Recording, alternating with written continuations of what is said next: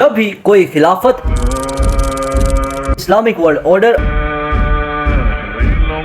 اور Islamic system کے بارے میں بات کرتا ہے تو کچھ مخصوص طبقات They have dreams of reestablishing the caliphate. کی نبض دکھتی ہے، ان کو تکلیف ہوتی ہے، ان کو درد پہنچتا ہے، اور وہ ہوتے بھی مسلمان ہیں۔ ایسا کیوں ہوتا ہے؟ آئیے سمجھتے ہیں۔ یاد رکھنا، ایسے لوگ اسلام سے بغض نہیں رکھتے، وہ کہتے ہیں اسلام ہو لیکن مسجدوں تک ہو، اسلام ہو حجروں تک ہو، اس میں تسبیح آپ لوگ گھماتے رہو بس۔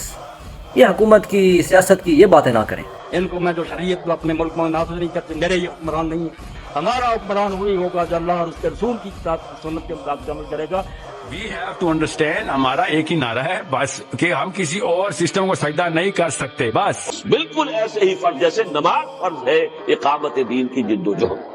کہ جس دل میں جہاد کی نیت نہ ہو اور جس کے پیش نظر جہاد کا مقصد نہ ہو، اس کی ساری عبادتیں بے معنی ہیں۔ اسلام چند لوگوں کے لیے کبھی نہیں آیا، اسلام ایک مسلمان کی تزکیہ نفس سے لے کر پورے ورلڈ پر پریویل ہونے کے لیے آیا ہے۔ ہم نے خود اس کو بڑھنے سے، پھلنے پھولنے سے روکا ہوا ہے۔ وہ کیسے؟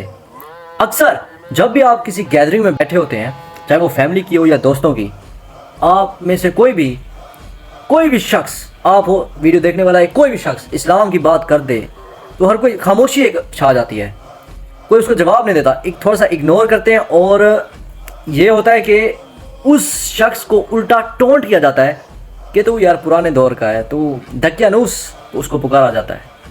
یعنی قصور صرف اس مخصوص طبقے کا نہیں ہے، قصور ہمارا بھی ہے۔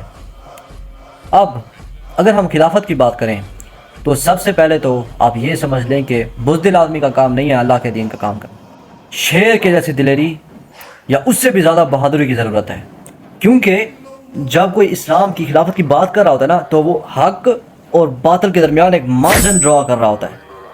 اور یاد رکھیں، حق اور باطل کبھی بھی ایک ساتھ نہیں رہ سکتے۔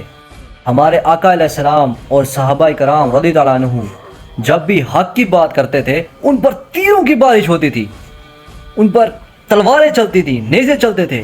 باطل اپنی پوری کوشش کرتا ہے کہ وہ حق کا راستہ کسی طریقے روکے، ان کو اپنے راستے سے ہٹائے۔ اب سیم کیس پاکستان کا لے لو، ابھی ہم کنٹری کے اوپر بات کرتے ہیں، ورلڈ کے اوپر تو بعد کی بات ہے۔ پاکستان سے خلافت کا آغاز ہو جائے تو اس کے آفٹر افیکٹس کیا نکلیں گے؟ اگر آج غریب احتجاج کر رہے ہوتے ہیں نا، تو کل ایلیٹس احتجاج کر رہے ہوں گے۔ اس کی وجہ یہ ہے، شراب کے اڈے بند، سودی کاروبار بند، کوئی نیپوٹزم نہیں، زکوٰۃ کا ایک سسٹم جو کہ ہنڈریڈز آف تھاؤزنڈز آف مسجد سے کنیکٹڈ ہوگا، جو کہ پھر virtually billions of deserving people کو سرو کر رہا ہوگا۔ اور وہ دولت کہاں سے آئے گی؟ اوبویسلی ایلیٹ سے، ان سے جو صاحب استطاعت ہیں۔ جو خلاف ورزی کرے گا زکوٰۃ کی، اس کے خلاف سخت قانونی کارروائی ہوگی، جیسے حضرت ابوبکر صدیق رضی اللہ عنہ نے کی تھی۔ وہ لوگ زکوٰۃ نہیں دیتے تھے۔ شو بزنس، ڈراماز، انٹرٹینمنٹ کی چیزیں جو کہ نوجوان نسل کو اپنے حقیقی مقصد سے ہٹاتی ہے، اس کو ختم کر دیا جائے گا۔ ولگر کنٹینٹ بنانے والے پلیٹ فارمز اور بنانے والے مرد و خواتین بین کر دیا جائے گا۔ جو بنائے گا اس کو فوری اریسٹ کیا جائے گا۔ سنگرز بند ہو جائیں گے، بین ہو جائیں گے، فری مکسنگ ختم ہو جائے گی، رشوت ختم ہو جائے گی۔ کوئی حکومت کا ملازم آپ کا کام نہ کرے گا، اس خلافت کی حکومت والا، تو وہ اریسٹ ہو کر ایک ایسا سخت فائن اس پر لگایا جائے گا کہ وہ دوبارہ یہ کام نہ کر سکے گا، اور اس کو نشانہ عبرت بنایا جائے گا کہ کوئی اس طرح کا دوبارہ کام کرے بھی نہ۔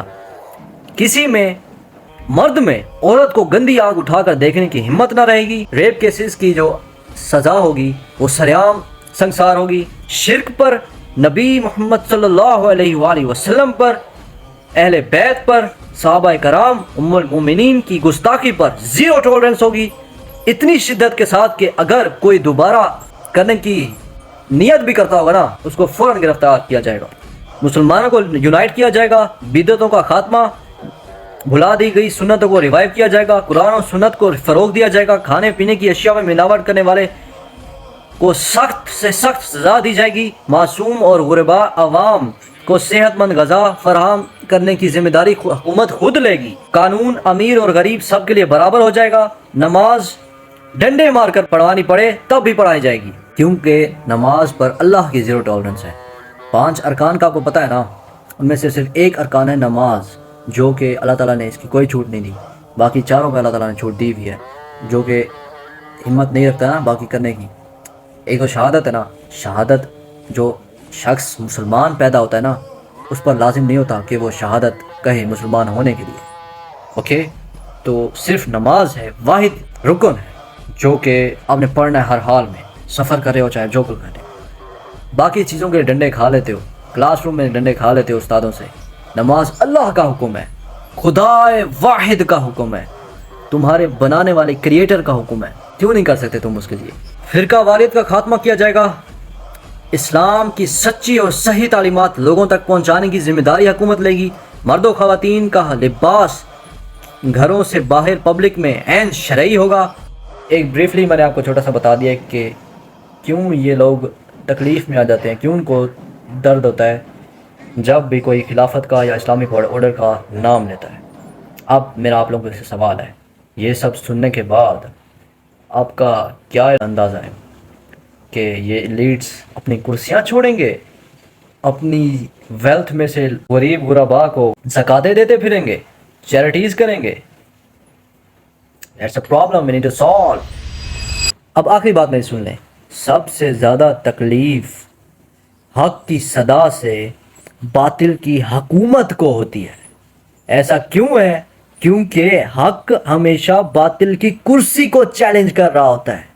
یزید اور امام حسین علیہ السلام کی مثال لے لیں، اور اب یہ بات سمجھیں، حق ایسی جگہ پر ضرب لگاتا ہے باطل کی جس کو باطل اپنا نفس کہتا ہے، اور کیونکہ باطل نے اپنے نفس کو خدا بنایا ہوا ہوتا ہے تو پھر اس کا ریاکشن اتنا انٹینس اور ایکسٹریم ہوتا ہے کہ وہ حق کو مٹانے کی جتنا گھٹیا کوشش کر سکتا ہے وہ کرتا ہے، اور سفاک پن کی انتہا دکھاتا ہے۔